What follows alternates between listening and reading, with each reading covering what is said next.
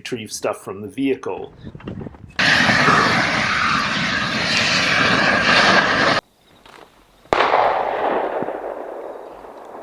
Pistol? Wow, that was quick. Yep, sure enough. El 17 de septiembre de 2018, un campista solo del canal YouTube Coyote Works, conocido por documentar campamentos todoterreno y viajes remotos, se dirige al desierto aislado al este de Bend, Oregón. El viaje comienza como una salida rutinaria. Todo se siente tranquilo y controlado, hasta que ocurre un encuentro de campamento y aquello que lo mantiene vivo ahí afuera de pronto se convierte en el problema. El viaje comienza por la Highway 20 al este de Bend, Oregón. Hace una breve parada en una pequeña tienda junto a la carretera antes de internarse más en el desierto. El plan es simple: manejar hacia una zona remota, explorar y montar campamento para la noche. Pronto llega a Glass Buttes, un paisaje amplio y abierto, conocido por su roca volcánica y restos dispersos de antiguos asentamientos. Deja la carretera principal y sigue un sendero de tierra buscando una propiedad abandonada. Después de un rato, la encuentra. Estructuras de madera rotas, partes viejas de metal y los restos de lo que una vez estuvo allí hace más de 100 años. I just found my first sign of what looks like some homesteading or something up in this little draw, and this is super cool.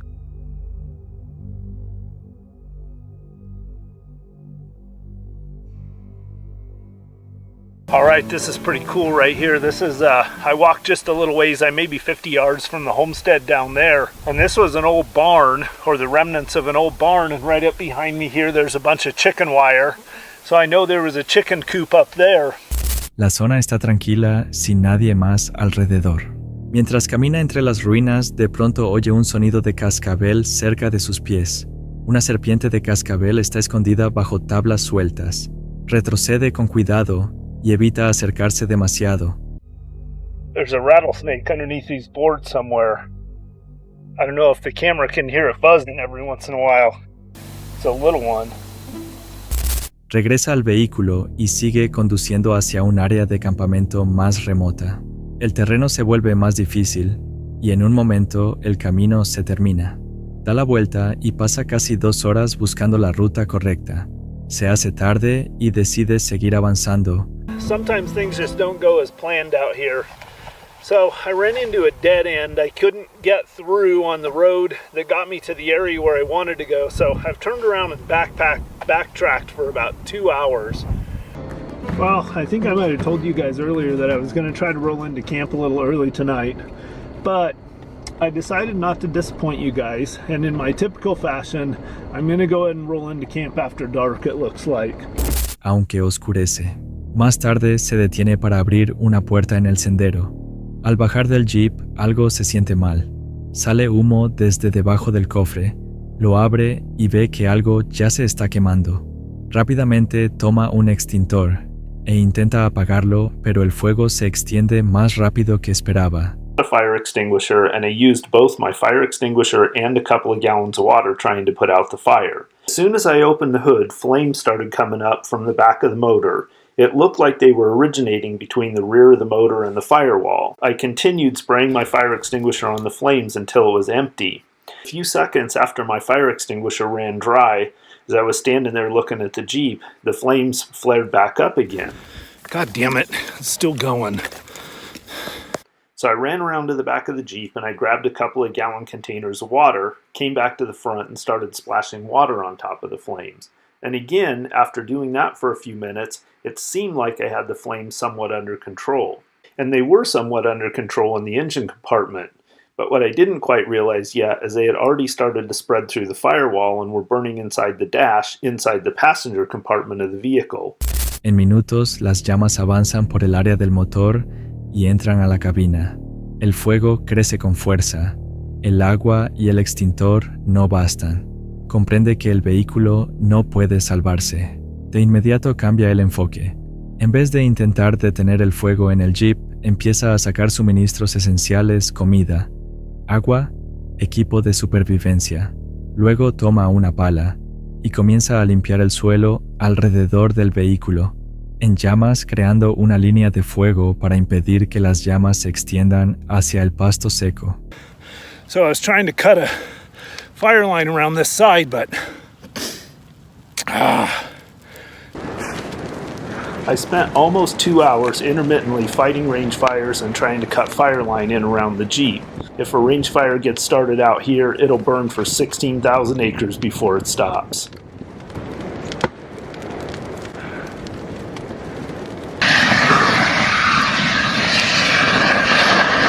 Alright guys, well, this is why you always want to be prepared. So I don't know how long I'm going to be out here. I pretty much got to sit here and watch this thing burn. I can't take a chance on it getting out of control and starting to range fire off. That's my first priority. Second priority will be getting a little camp set up and getting as comfortable as I can for the night. I got everything that I need to survive. I've got water, food. I grabbed my phone. I don't have any way to charge my phone, so I'm going to have to be careful about the battery on it. I was able to send a track using my Gaia GPS app to a friend of mine who was then able to get into my location and retrieve me. So I did make it home safe and sound early the next morning, minus one very charred, crispy Jeep Rubicon. Durante casi 2 horas trabaja solo en la oscuridad, cavando y controlando el fuego lo mejor posible. El Jeep sigue ardiendo junto a él. Finalmente, el incendio queda contenido en una zona pequeña. El terreno alrededor queda a salvo, pero el vehículo queda completamente destruido. Al final de la noche solo queda el armazón metálico del Jeep. Todo adentro se perdió, incluidos objetos personales como su billetera e identificación. Queda en un desierto remoto, sin transporte y con recursos muy limitados, esperando ayuda que no llegará hasta días después. En un encuentro de campamento, así mantener la calma le permite pensar con claridad, actuar rápido y enfocarse en lo más importante, sobrevivir y evitar algo peor. Sin ese control, pequeñas decisiones pudieron haber llevado a consecuencias mucho mayores. Cuando todo empieza a salir mal ahí afuera, ¿mantendrías la calma o perderías el control? En una prisión abandonada en Ontario, Canadá, un lugar ligado a ejecuciones e historia oscura, Moe del canal de YouTube Moe Sargi se prepara para pasar la noche. Conocido por documentar exploraciones embrujadas y campamentos, su video del 4 de julio de 2023 empieza con un plan claro. Todo parece preparado, hasta que un encuentro de campamento empieza a desarrollarse de forma inquietante. La investigación comienza afuera de la prisión abandonada. Mo explica la historia del edificio, incluyendo relatos de ejecuciones y personas que se cree siguen conectadas al lugar. Nombres como Granny y Big John Lee se mencionan como parte del pasado de la prisión. Well, you should play it. So Granny would be in this front part, the governor's residence. She was very close to the matron, which was the wife of the turnkey. Now there's also Big John Lee, was the turnkey. He died here, he worked here his entire career. Huge guy, my size. You know, from my experiences here, he does come through. Big guy, heavy footsteps. I think when I was with you, when we heard the footsteps walking through the jails. Una vez dentro, Mo y Angelo recorren la estructura y empiezan a instalarse para la noche. Mo decide acampar en una habitación conocida como el cuarto de Granny en el 3er piso. Angelo instala una tienda más grande en el pasillo del 2º piso. And now it's kind of cold, but it's not freezing cold. But I'm thinking I'm gonna take the upstairs, right? Like the top floor. I think that would be the safest. Let's go upstairs, sergeants, and take a look. I'm gonna go up one more floor, I think. Oh, wait a sec. Let's go to solitary. Not bad. My tent will not fit in here, that's for sure. Let's go to the top floor. Now this is more like it. I think this is gonna be my home for today. Preparan equipo medidores K2 REM pods y cámaras de visión nocturna. Al principio todo parece estar bajo control. El ambiente está tranquilo y el equipo listo.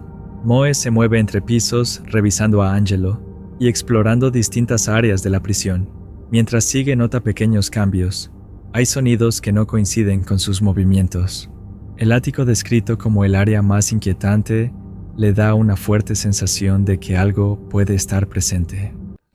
It is actually 11 p.m. right now.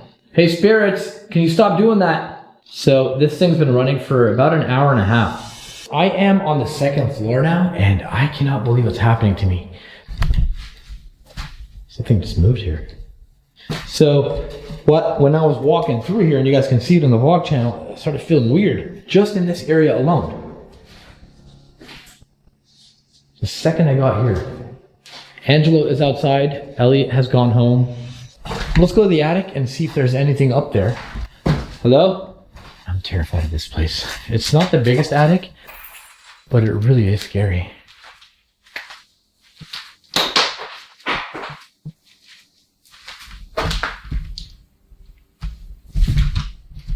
That came from in here.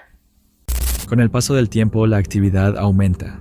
Los dispositivos empiezan a reaccionar con más frecuencia. Las luces del REM pod se activan sin causa clara.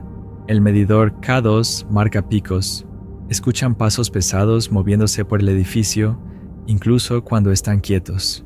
Para revisar cualquier actividad inusual, Hey spirits, make my K2 go off. Do something.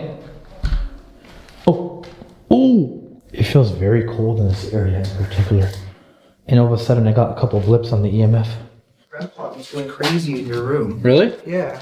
Well, I literally just walked in, and for some reason it kept going. So I've got my night vision camera rolling up. Yeah, there. I know. So hopefully I captured something. Yeah. Well, I literally caught it because I walked in the room and then it just started going nuts. So it seems that my night vision camera captured the REM pod going off. I'm gonna go take a look at it right now.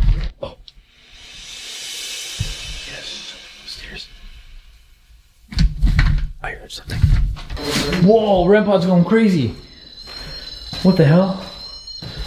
And I'm pretty sure my night vision captured something. I'm gonna check the footage right now. You hear that, right? Yeah, I thought that was this. No, that's off. What is that noise? I don't know. It's coming from here. There's no alarms on this building. No. Whoa, it's gone. I hear it like faintly. It's gone now. That's weird. That wasn't any of your devices? No. Oh, it's back. Shh. The fuck is that? What? It's getting louder. It just went away. It just stopped. Well, what the hell is that other noise? Okay, that's the REM pod. Yeah. It's going crazy again. Yeah, that should not be doing that. Oh, there's that noise again. Oh, I'm turning off the REM pod. Sorry, guys. All right, so we've been sitting here waiting for this noise to come back. We can't figure out where the hell it's coming from. And it stopped. el grupo entra al bloque de celdas bordeado por pesadas puertas de hierro. Mientras Mo registra el área, un sonido repentino e inquietante resuena por el espacio un fuerte ruido metálico, como una puerta oxidada siendo empujada para abrirse. Now keep in mind the hanging tower is just about that way over there. Angelo? Was that you? Seriously, that wasn't you? No. I was Look. literally standing like right there. I was getting the app on my phone ready. This door is closed. Were you recording? Yeah. Oh, what the f***? I just saw something moving. Where? I just got something like moving off the wall. Because that door wasn't closed, right? No, we walked in from I there. wasn't really paying attention. Hurt. It said cart. Cart? Yeah. Hey, open that door. Oh, That's it. yeah. So that thing is freaking heavy. Yeah. Like solid iron. That's what we heard. God, yeah. Oh my god. Granny, show yourself. Did it just say granddad? It said it's granddad. What the f? Look at that. Last word. It's granddad. Oh my god. Un dispositivo usado para mostrar palabras empieza a enseñar mensajes como Granddad y Hurt. Estos aparecen durante el mismo periodo en que la actividad aumenta. Los eventos no son constantes, pero ocurren lo bastante juntos para causar preocupación. La situación alcanza un punto crítico cuando Mo entra en una celda del segundo piso. De pronto es empujado hacia el interior. La puerta se vuelve difícil de abrir. Cae y lucha por recuperar el equilibrio. So I'm on the second floor now, and this is the floor that creeps me the f out. Hello, spirits? Is there anything in here?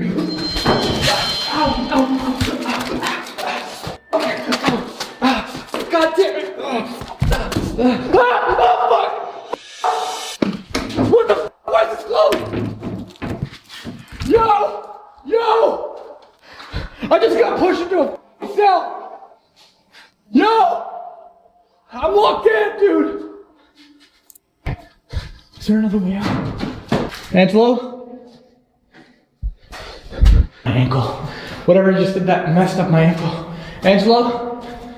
Bro, I can't get out, I'm locked in!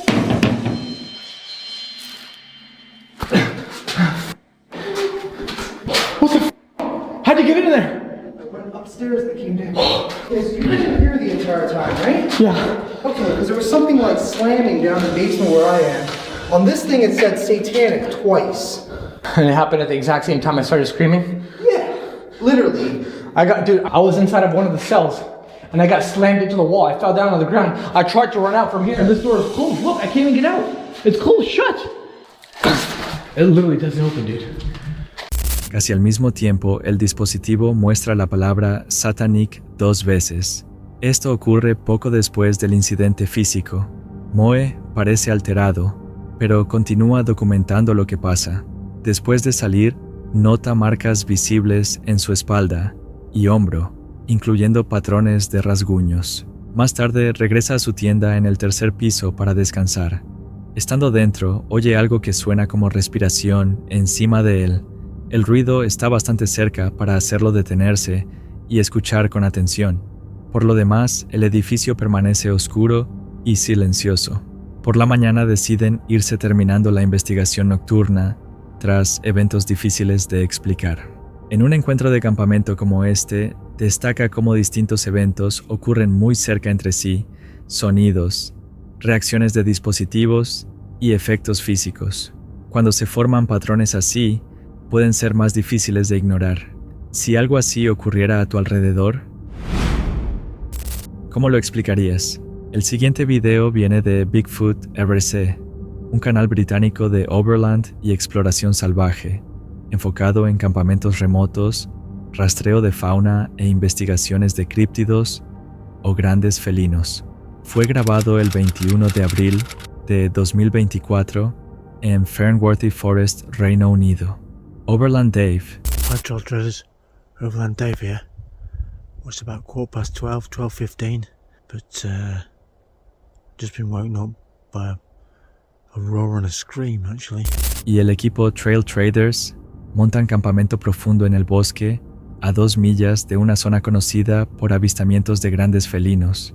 El entorno está oscuro y silencioso, con una fogata rompiendo la quietud. Más temprano ese día, habían visto un ciervo joven con su madre, señal sutil de que depredadores quizá ya estaban cerca. No, there's evidence. We found that young deer dead this morning. They need to hunt once a week for a big deer or whatever. Sin advertencia, él despierta por un rugido seguido de un grito.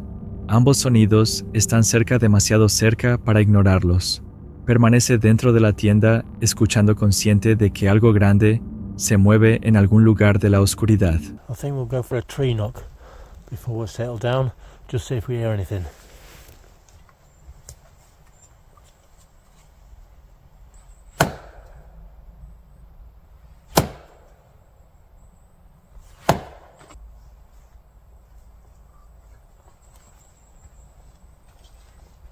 Wait and see if we got a reply back. Más tarde de noche, Dave intenta obtener una respuesta usando golpes en árboles.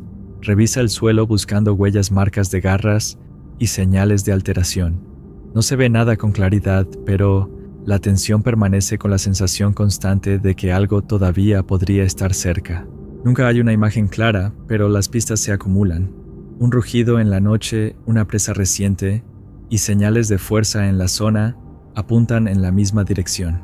Algo grande se mueve por el bosque invisible, pero activo, cambiando cómo se siente la noche. Algunos espectadores pensaron que podía ser un gran depredador moviéndose por la zona, mientras otros creyeron que quizá era algo menos claro. ¿Qué crees que había allá afuera? El encuentro viene de The Journey is the Destination, un canal de exploración paranormal enfocado en investigaciones de fantasmas en tiempo real, en lugares remotos e inquietantes como cuevas y zonas abandonadas. Es 7 de julio de 2024 en Estados Unidos. El investigador lleva a su amigo Bill a un sistema de cuevas estrecho que solo había explorado una vez antes. Avanzan por pasajes angostos y de techo bajo, a veces agachándose para poder pasar. La cueva se abre en pequeñas cámaras llenas de polvo terreno irregular y espacio muy limitado. Mientras avanzan más profundo, el ambiente se vuelve más incómodo. Él explica que otros túneles se extienden más allá de donde están, algunos bajando más dentro del sistema, pero deciden no seguir por el riesgo. Looks like somebody's been doing some seances or rituals in here with all these candles. And they're all the way around here.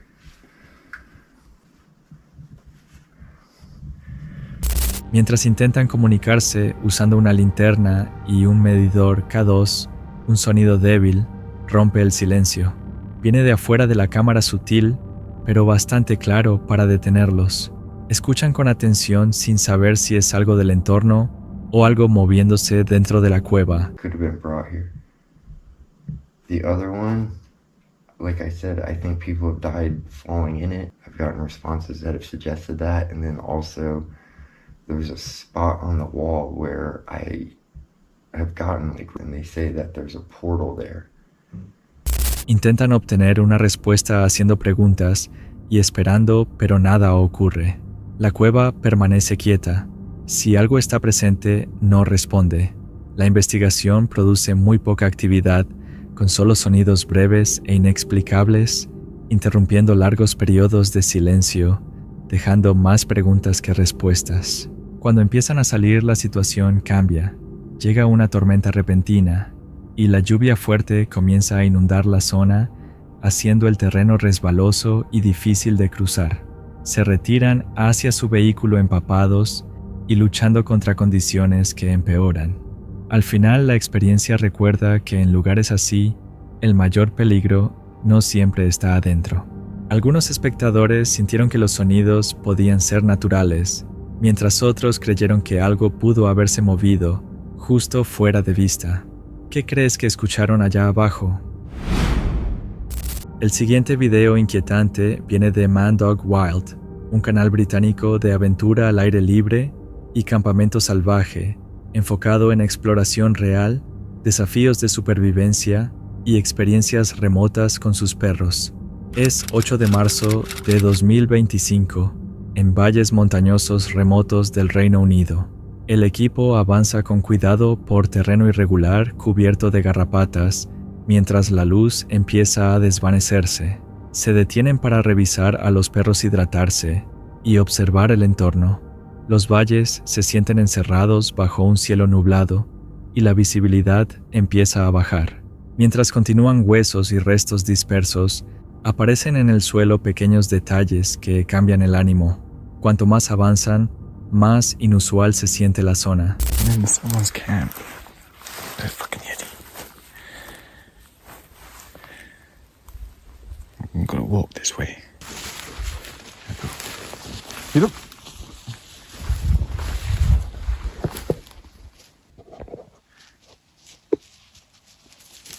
Hello? Anyone there?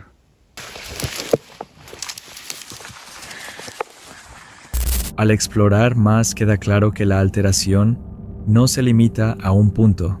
La actividad se extiende más allá del campamento, sugiriendo que el área fue usada o perturbada más de lo que parecía. Stopping chatting. Because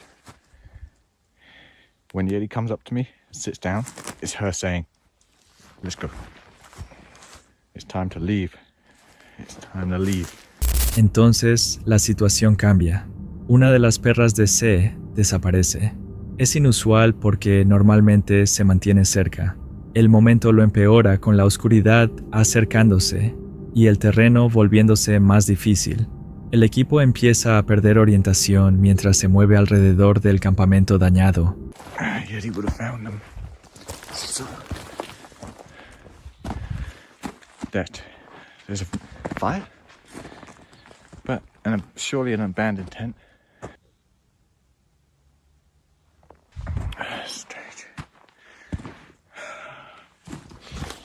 Los mismos puntos de referencia aparecen una y otra vez.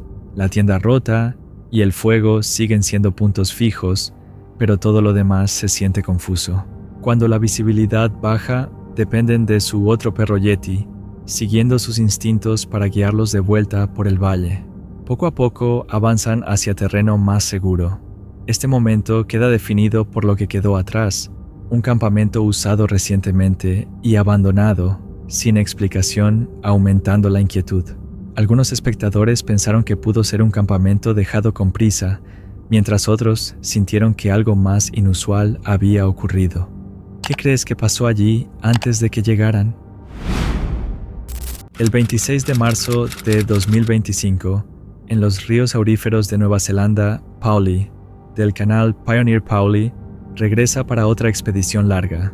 Su canal documenta búsqueda de oro, sniping, dragado, detección de metales y momentos impredecibles al explorar aguas remotas. Pero en este viaje, el río revela más que metal. Descubre rastros de mundos antiguos y bolsas ocultas que parecen salir a la superficie solo cuando nadie está cerca. Alright, so officially doing it again. I got no expectations for today. Like I said, I'm down here for 3 weeks and I don't want to put a lot of pressure on myself like I normally do. I'm just going to go out, see what kind of gold I can find, and ultimately just have a good time. I'm using the shovel here to move the overburden out of the way so I can see the bedrock. Once I see the bedrock, I can start working the cracks and that's where the gold will be. So I suck up the gold by using what's called a snuffer bottle. You just squeeze and let go, and it sucks up the gold. Not a bad chunky little piece. All right. Now, of course, when you see a crevice with gold in it, you have to finish cleaning it out, which I did, but there was no more gold inside. All right, more ironstone is leading us to 4 gold. I just found our second gold nugget.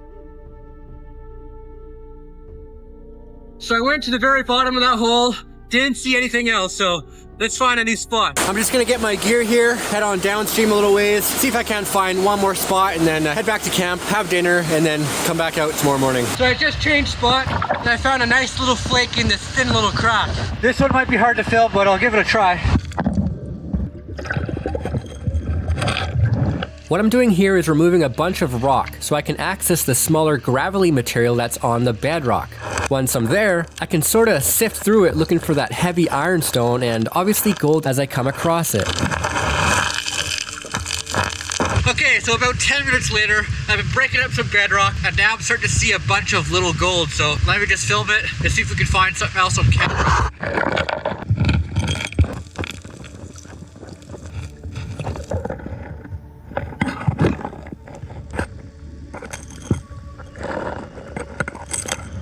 Alright, so day 1 complete. I got all my stuff laid out everywhere. Gonna dry my wetsuit still. We're gonna go back to camp and dump out the gold, see what we have, and then just try to beat it tomorrow. Back at base camp, got the snuffer bottle here, and then we're gonna see what we got in a couple hours.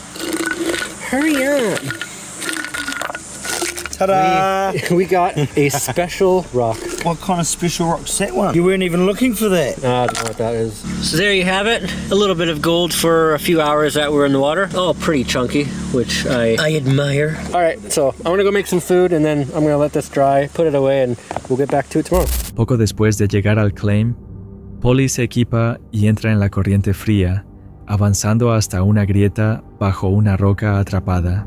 El agua presiona fuerte contra la piedra mientras limpia grava, descubriendo 2 pequeñas pepitas encajadas en un punto peligroso donde el río se pliega sobre sí mismo.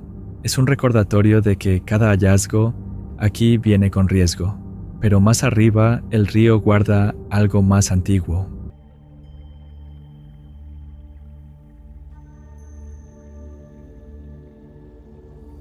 Just found the first piece of the day, a little piece of fly poop. So yes, the majority of this trip is to find gold. However, I recently learned that some of the oldest fossils in the world are found right here, so I'm definitely taking my time while searching.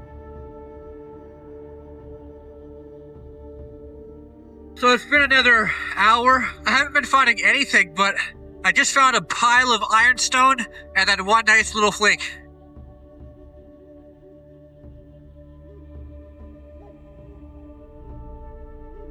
Just using my flashlight to look into deeper crevices, and I found a nice piece of gold. So this piece was actually hard to get out.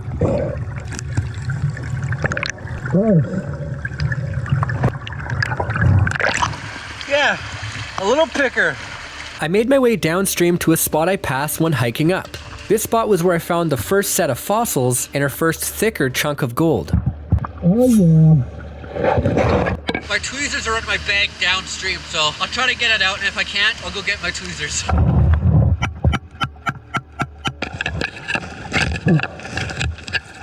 Check this out. I just banged out a fossil. The other half of it is still on the bedrock. Oh, look, another one.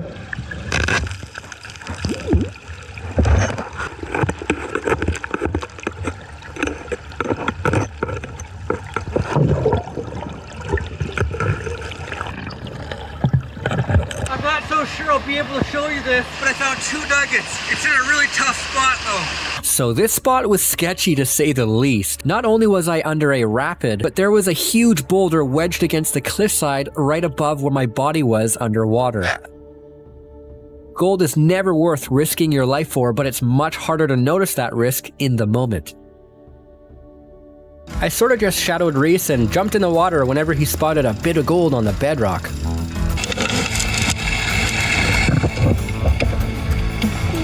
And after about 20 minutes of this, they were ready for their first cleanup. Some gold there, there. Some more gold there. There's gold everywhere. When you find candy, it's a good chance. There could be candy around.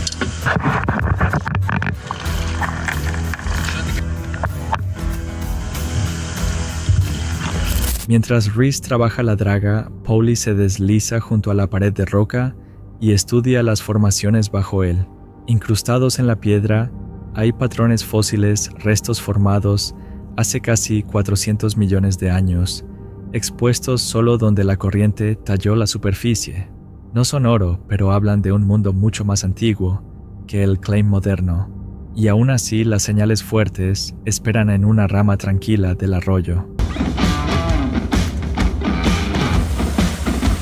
Alright, so I have my flash on because it's sort of dark in here. Reese, Jonesy, and I are at the river, but we all decided to split up and try different tributaries. And funny enough, I picked a tributary off the side of the creek, and my very first target I got was gold.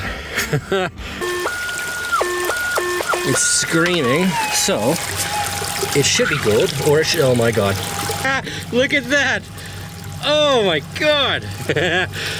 Wow, that was quick. Yep, sure enough. That is a gold nugget. It's actually kind of heavy for that size. Probably about 4 or 5 grams. Let's see if there's any more.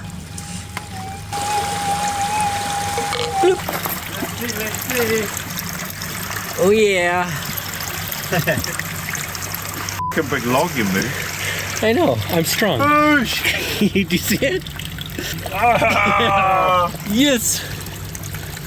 I thought there was another bit. Yes, look at that. Woo! No way. It's another heavy bit. Probably about 3 grams, 4 grams. That is awesome. So Jonesy saw me kick over this log like the Hulk, but now Jonesy's gonna move these 3 big rocks first. No, I'm gonna follow up this crack right here because I think this could be good. Also a lot of work to move it all, but we can work slow. There's obviously gold here. So in the sun, this is what we have so far. That is freaking awesome. Holy crap. Hey, I'm kind of, hold on. It does look like that bigger piece we have is a different color. It's almost more white. I don't know if you guys can see that on camera. Heck yeah, baby. Okay, we're back at Reese's house, and it's time to show you some stuff. Now, all the gold I found for this trip is in here, and we don't have a gold pan, so I'm just gonna have to dump this in the lid to weigh it. But before we do that, some show and tell. So this is a piece of ironstone. Now, it is my favorite piece, one of my favorite pieces, because it looks like an asteroid. It's obviously tumbled, and it's been around a long time. And what's interesting is this is exactly the same kind of rock. Now, I found this in a pothole, so it's obviously been spinning around and tumbling for a very long time to get that shape. Both the same kind of rock, both different characters, and both are my favorite. Now, this is a little fossil I was able to take back. It's a little shell. I don't know how well you can see that, but I think it's cute, and I'll probably just hide that around Reese's house. Now, this rock was actually closed like this, and then when I broke it open, I noticed a whole bunch of fossils in here. They're all shells. There might be like a fish or something I saw earlier. The other side, obviously, the imprints to those fossils. I'll wetten these up and see if we can actually see that a little better. It actually made it worse. But anyways, there's some fossils. Now for the candy. We're gonna turn this sucker on, put on the lid. I'm gonna guess, I don't know, 25 grams. 25 grams. 2906, so just under an ounce, or a troy ounce, which is 31 grams, which I believe is around 4,700 Kiwi dollars. I'm not really sure what that would be, Canadian or American, but Kiwi is more money, so I just say Kiwi. Más tarde, Pauli se separa del grupo y sigue su detector hacia un canal lateral. Solo entre orillas empinadas, rastrea una señal fuerte enterrada bajo un tronco caído. Al limpiar restos empapados, aparece una pepita pesada de 4 a 5 gramos, la pieza más grande del viaje hasta entonces. Es el tipo de hallazgo que justifica los largos días en el monte y el momento que luego lleva al pesaje final, donde el total sube a más de 29 gramos antes de volver a casa. Algunos espectadores creen que Pauli pudo haber pasado sobre bolsas más ricas, señalando grupos de ironstone y señales débiles que dejó atrás. Otros notaron cuadros inusuales durante el viaje, sugiriendo que el río podría guardar más de lo que él imaginó. Si una pepita grande se ocultaba bajo un tronco caído, ¿qué más yace bajo las piedras que nunca movió? Y en los cortes profundos de ese arroyo, la cámara pasó por alto algo esperando justo fuera de vista. El 7 de febrero de 2024, los creadores de Overnight se internaron en la nación Navajo a 6 horas de la ciudad más cercana para investigar la infame leyenda del Skinwalker. Guiados por 2 Medicine Men y atados a un ritual estricto, entraron en tierra sagrada donde creencia y peligro se mezclan. Lo ocurrido esa noche dejaría estremecido al equipo. How's it going? Nice to meet you. Nice to meet you too. How's it going, guys? Nice to meet you. How's it going? Good to meet you guys. How you man. doing? Yes, sir. Pretty good. Yeah. Bring it in, dog. Sean Glenn. Okay. So we're your security. We're your bodyguards. Your guide. And sometimes when you go into the spiritual world, especially when you're hanging out with indigenous people, you gotta be prepared. Yeah. When you got into that dirt road, that's when you got onto the Navajo Nation. So now you guys are officially on the res now. So Oh, wow. yeah, Wow. so we're gonna go ahead and get ready for This you is all. pretty awesome. So we're gonna make sure you guys are all safe and have a good time tonight. We're gonna get you guys ready too. So I was kind of scared, but then when I saw you do your little bunny hop, I'm like, ah, we're good. we're gonna be alright. You're gonna get a little Wait, do you have a samurai sword? What? One of our sacred weapons. Oh, what? Oh no. Just don't touch the blade. Really? Yeah, it is poisoned. What? With what?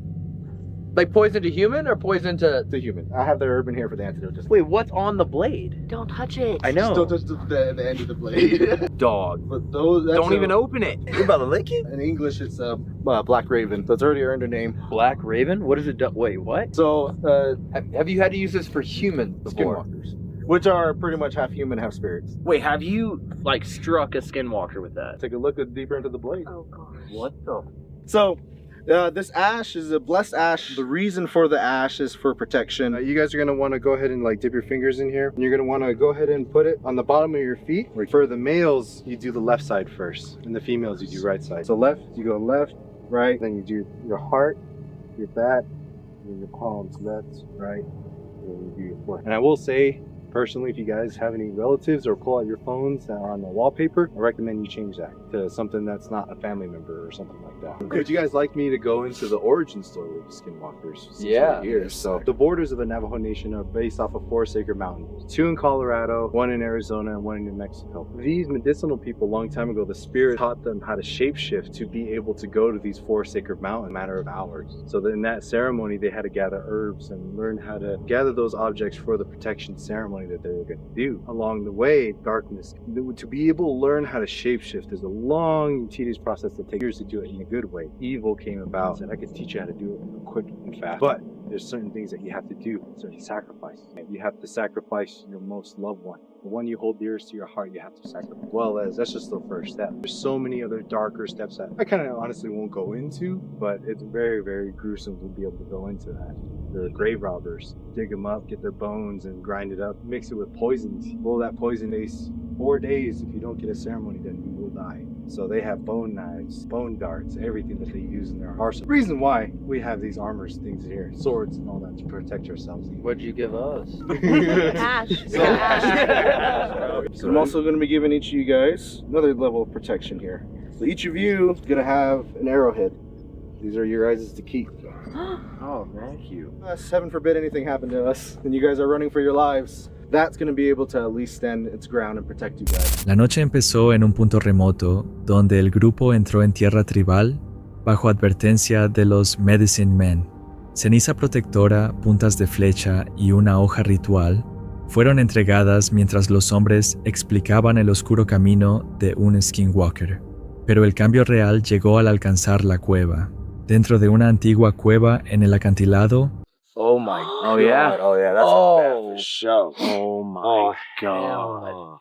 Hell We're gonna go into yeah. that. Did anyone just realize that we have like the perfect horror movie stereotype group? We have like the stoner dude who dies like second. We have the funny one.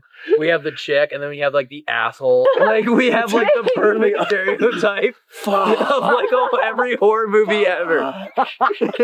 So cool. Clear. Who's next? We get to go up there? How you getting Oh. down? What? You didn't hear that behind you? I'll go. Maybe it's my mind. What are we doing? Was that cave inhabited at one point, or does it just happen to be a cave? Skinwalker cave up there, the old one. You can see the fires that used to burn, and then this is where they would do the sacrifices. This is where they do the satanic rituals. That cave right there.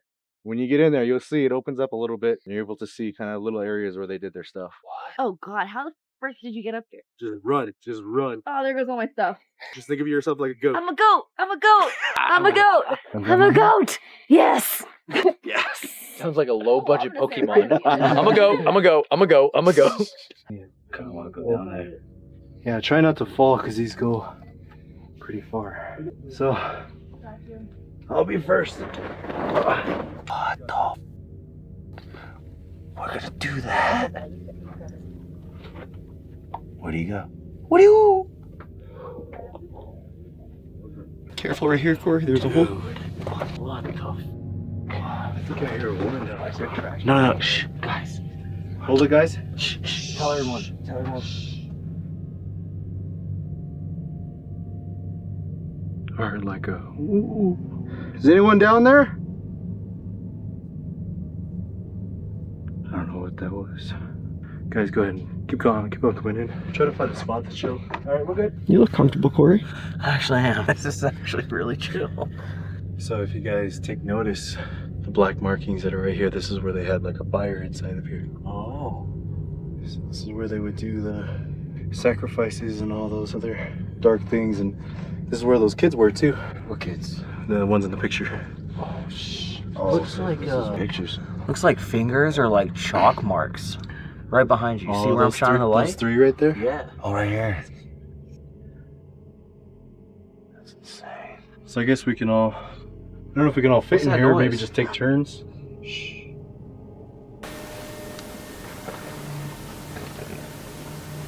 Do you hear that? What is that?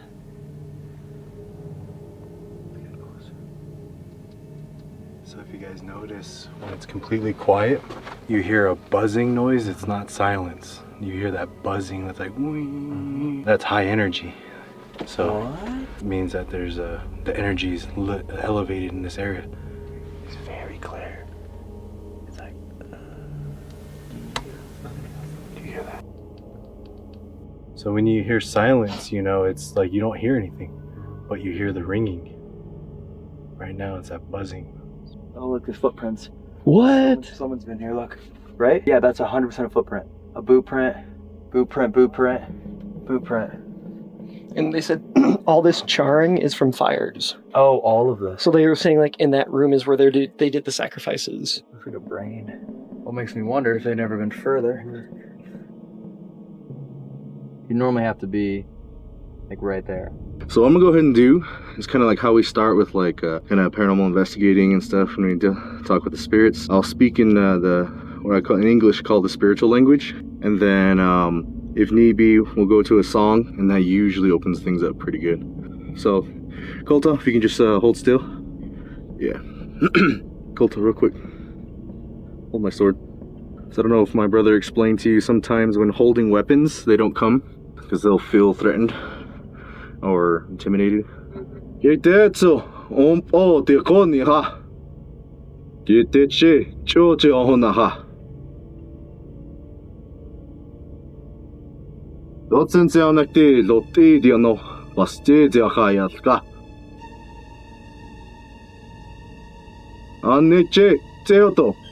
So they say the red lights, the little red flashes that you'll see even though there's no light around, and you just see like a red like spark almost. Yeah. Those are the essence of the spirit looking at you.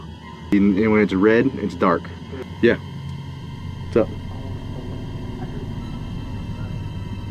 Like coming in. So that connects down here, right? Yep. So if it goes below and it comes up. The irony of like a red light meaning they're watching us, and a red light for us means we're filming them. Yeah. It's like we're hunting them, they're hunting us. Do you see that light over there?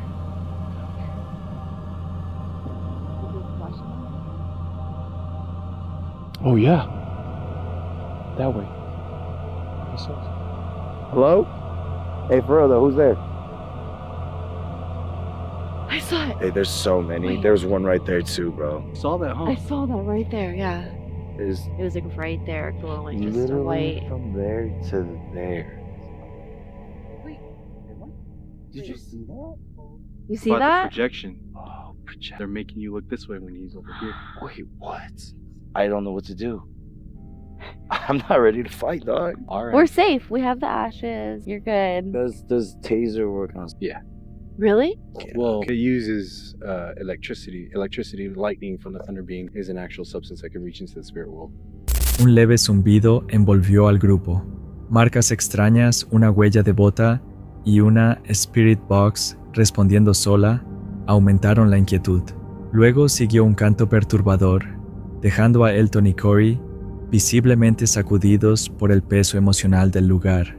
Entonces, afuera la energía cambió otra vez. Ain't no way. Ain't no way. What? What? I mean, those will be like your oils left. That's a paw print. No, right here. That's a paw print on your gas tank. But check out the difference right here. Look at the difference. See, these are your fingerprints right here. There's the white right here. Look, check this out. My truck's open. What? The back window too. I left it open on accident. Oh no. Well, look at the handprint. I mean, that could be from getting out. Dude, that's a paw print. Yeah, that doesn't look like the rest of them. And why would we have touched the gas tank? Exactly. Yeah, there might be something in there. Be careful. They could put poison on there. Wait, they can put poison in the car? Wherever you touch, some places they How's the truck? Good? Oh, it's harder to see on silver. If it was humid before, it's 5. Oh. Move your leg, brother. It looks just like that one over there. Don't be touching my shit. Hey, yeah, human can't do that. Like, I'm trying to think, like, could anyone have just put, like, your... I guess if you did that, you could maybe, you know what I mean? But, like, that's really complex for a human hand to do that. Not like these weird things. Yeah, your finger's almost clean. I just saw something duck down. Something just ducked down behind the rock. No, Swear to God on my life. That one? Swear to God, right there, something ducked down. Where? It was very, very small. Like, it was like the size of like a rat. So it could have been an animal.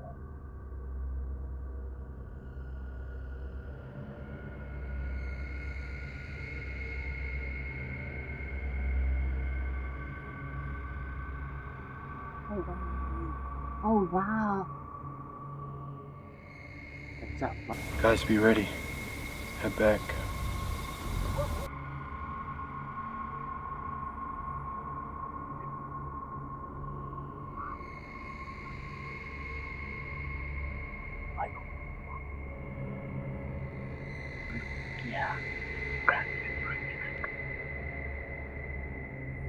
They could be trying to put fear in you right now. So you gotta be stronger than that. Just keep breathing. Yeah, just keep breathing. You'll be alright. You guys see that? What? Look in the sky. Holy shit, what is that? Yo, whoa. No way, that's a meteor. Wait, is that a saucer? Starlink. Starlink? Starlink. Those are all Starlink satellites. Dude, look at the screen. Holy shit. Now I feel like I'm about to shit my brains out. Go, do it on the screen. Sorry for interrupting. I'd never seen that before. It's all good. We're getting closer. Who's having stomach pains? Corey. Like this. Smell that. Keep smelling that. Stomach? Yes. Lower stomach. Like even like underneath my stomach, like pelvis area. As we hear the bird again. You hear it? Yeah. My brother has some more herbs at the car. Is it possible? Like this is relation? Yeah. Al regresar a la camioneta, el equipo vio huellas de manos deformes en el polvo. Ojos rojos parpadearon desde la oscuridad y Cory colapsó de pronto con fuerte dolor estomacal. Arriba, luces pasaron en silencio antes de que un grito parecido a un ave resonara entre las rocas, y entonces el caos se desató.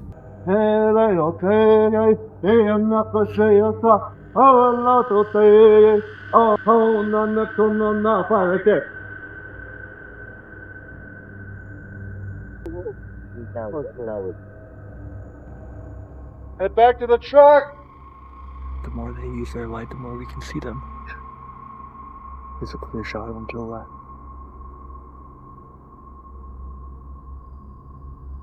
What the fuck? Oh fuck, they're gone now. There they are again. Barely though. God damn it. Take a camera. I don't think they would film it. Because they said you're not allowed to see this. That's why we're doing this, bro. Yeah. I feel like they would probably turn it off. It means that camera can't either.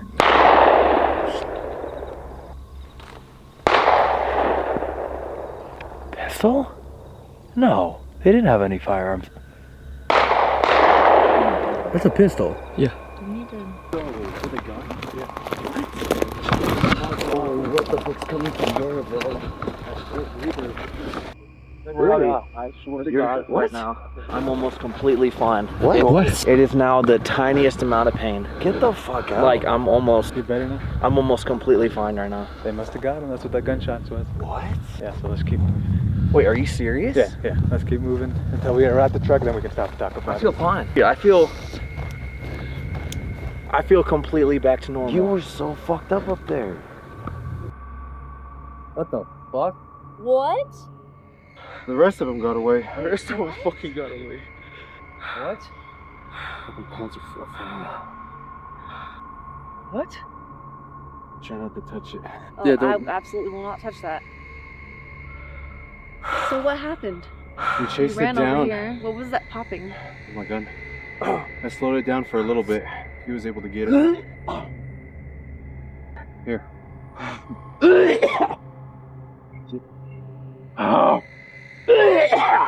Don't touch it. Is the arrow still in it?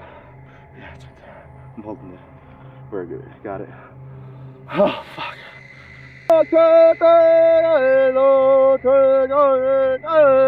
Mientras Cory empeoraba, los guías corrieron hacia la maleza. Sonó un disparo. Momentos después, regresaron sin aliento, sosteniendo una piel desgarrada con amarres y cristales, afirmando que la arrancaron de la criatura. Tras quemarla, el dolor de Cory desapareció tan de repente como empezó. El grupo se fue atónito sin saber qué presenció. Los comentarios se dividieron fuerte.